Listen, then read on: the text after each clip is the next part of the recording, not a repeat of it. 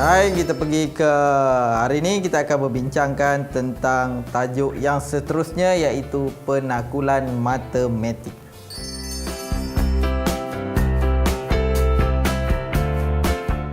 Pernyataan. Okey. Ayat yang dimaksudkan sama ada benar atau palsu tetapi bukan kedua-duanya. Teluk Intan terletak di negeri Sabah. Ya ke? Teluk Intan kat Perak. Jadi ini adalah palsu. Pernyataan ini adalah palsu. 2 tambah 3 sama dengan 5. Benar. Pernyataan ini adalah benar. Hasil tambah sudut dalam sebuah segitiga ialah 180. Yang seperti kita semua tahu bahawa itu adalah benar. Cristiano Ronaldo bermain untuk Selangor. Benar kata tidak? Palsu. Jadi pernyataan itu adalah pernyataan palsu.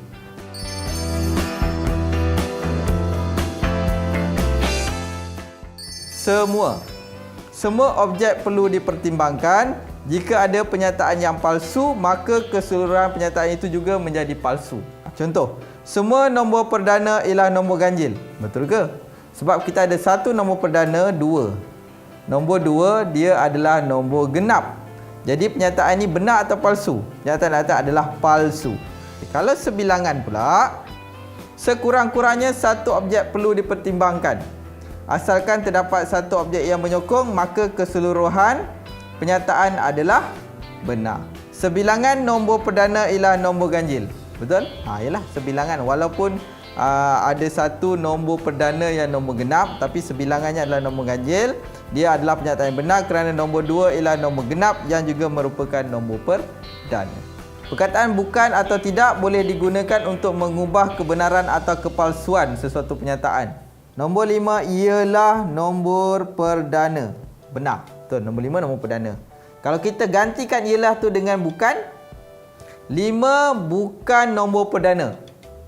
Palsulah jadi pernyataannya. Okey.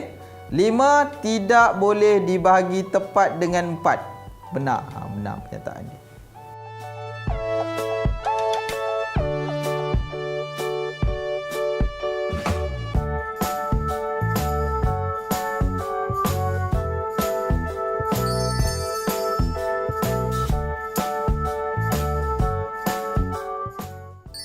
Highlightkan perkataan dan atau. Dua perkataan tu boleh digunakan untuk menggabungkan dua pernyataan menjadi satu pernyataan baru. Pernyataan baru terbentuk daripada dan hanya akan menjadi benar jika kedua-dua pernyataan itu digabungkan itu benar. Pernyataan yang baru terbentuk daripada atau akan menjadi benar jika salah satu dari pernyataan yang digabungkan itu adalah benar.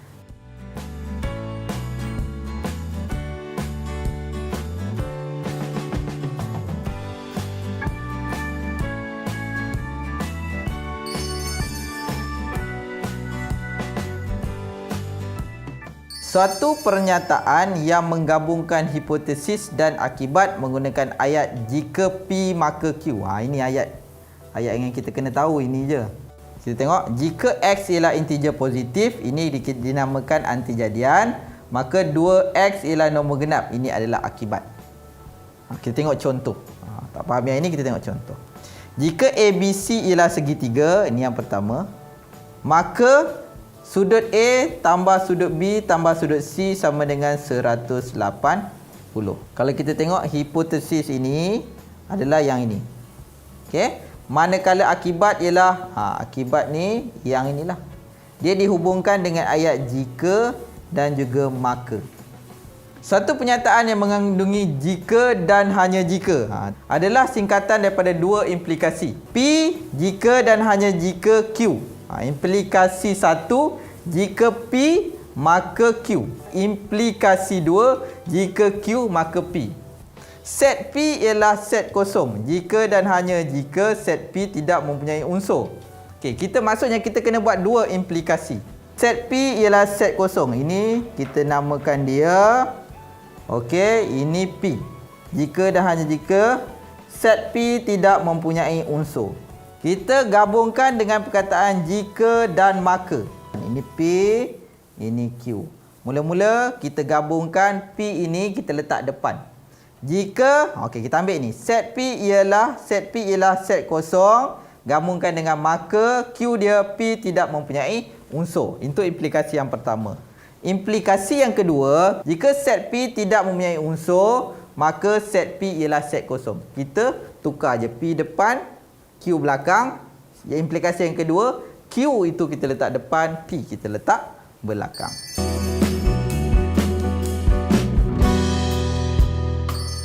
Hujah. Proses membuat kesimpulan berdasarkan beberapa pernyataan yang diberi. Setiap pernyataan dikenali sebagai premis. Premis bersama-sama dengan kesimpulan yang dibuat akan membentuk satu hujah. 3 bentuk hujah yang biasa digunakan ialah, kita tengok premis 1, semua A, semua A adalah B. C adalah A, maka C adalah B.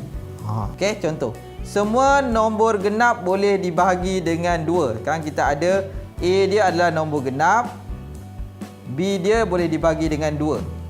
2008 ialah nombor genap. Ini yang 2008 ni adalah C yang baru. Nombor genap A. Maka kita kena buat ayat gabungkan 2008 ni dengan dibahagikan dengan 2. Jadi 2008 boleh dibahagi dengan 2. Kita pergi bentuk yang kedua. Kita tengok premis 1. Jika P maka Q.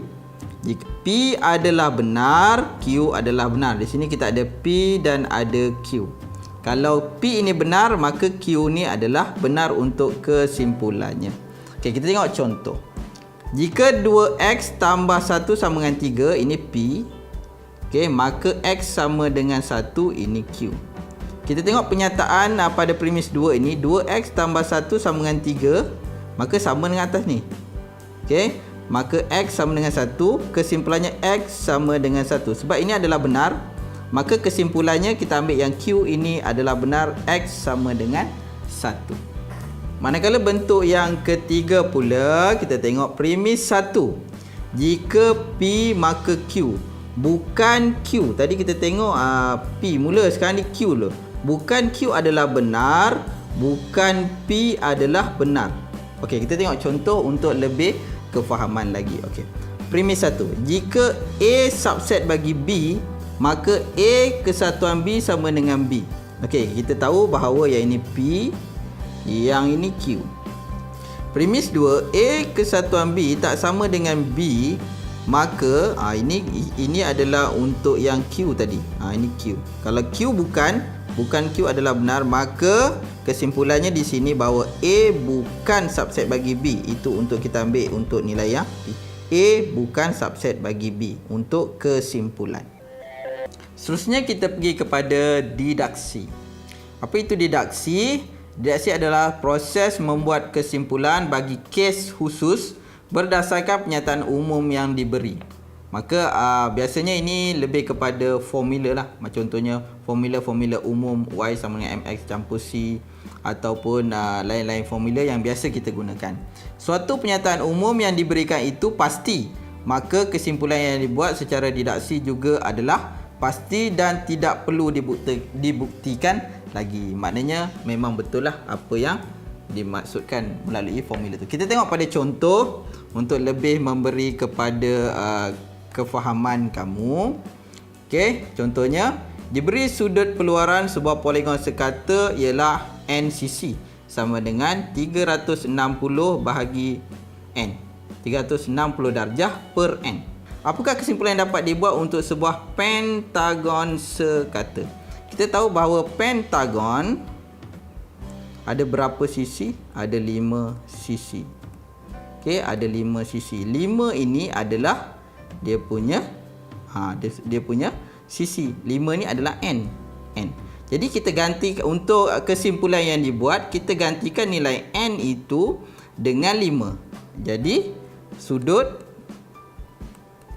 peluaran pentagon sama juga dengan 360 darjah bahagi n tadi kita gantikan dengan 5 sama dengan 72 darjah.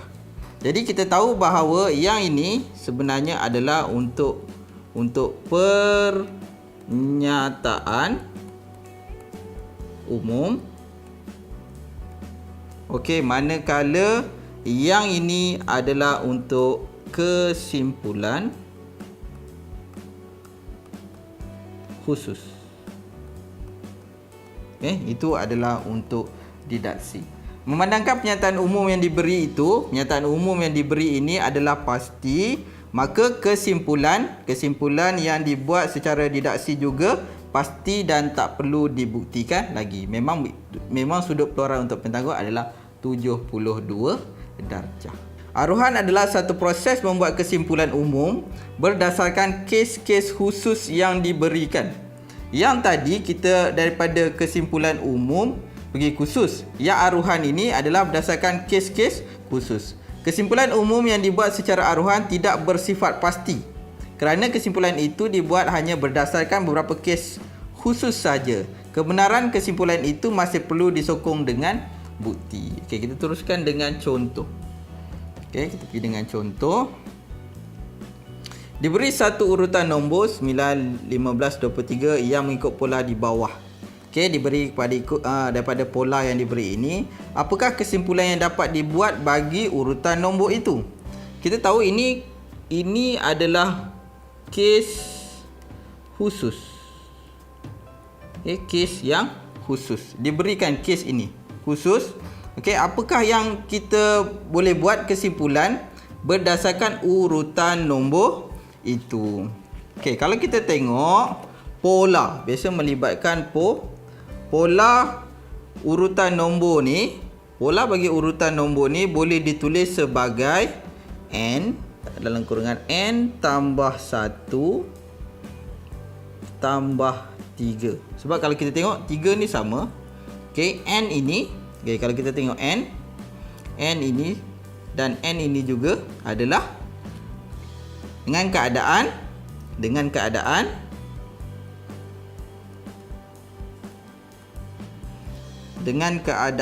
n sama dengan 2, 3 dan 4 dan seterusnya.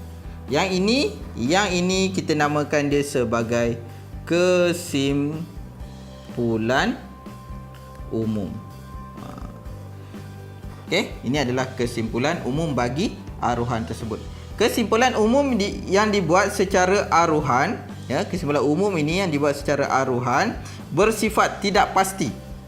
Kerana kesimpulan ini dibuat hanya berdasarkan beberapa kes. Kalau macam ni kita berdasarkan kepada kes yang ini sahaja. Kebenaran kesimpulan itu masih perlu disokong dengan beberapa bukti.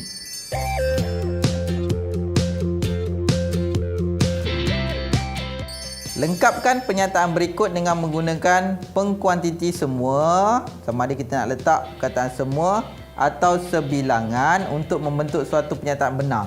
Cuba kita letak semua. Semua persamaan kuadratik mempunyai dua punca yang sama. Kan? Tak boleh. Ada yang persamaan kuadratik yang tak sama dia punya punca dia.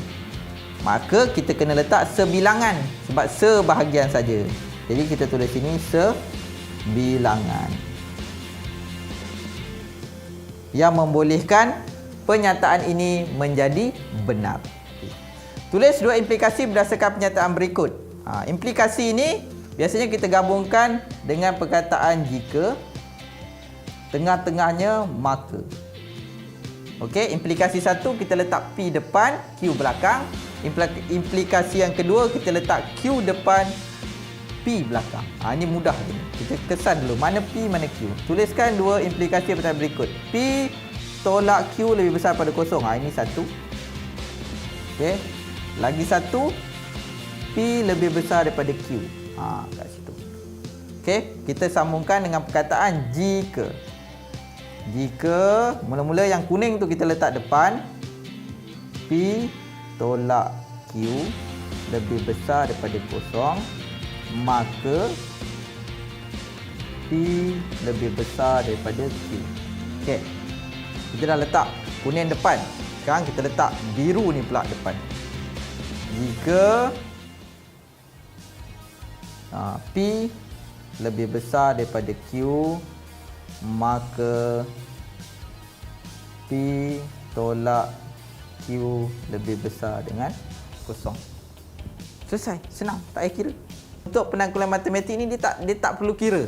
Tapi kena faham perkataan hujah, apa yang dimaksudkan hujah, premis, apa dia implikasi, mana P, mana Q, tengok bentuk-bentuk yang diberikan. Harapnya semua boleh faham dan boleh jawab soalan.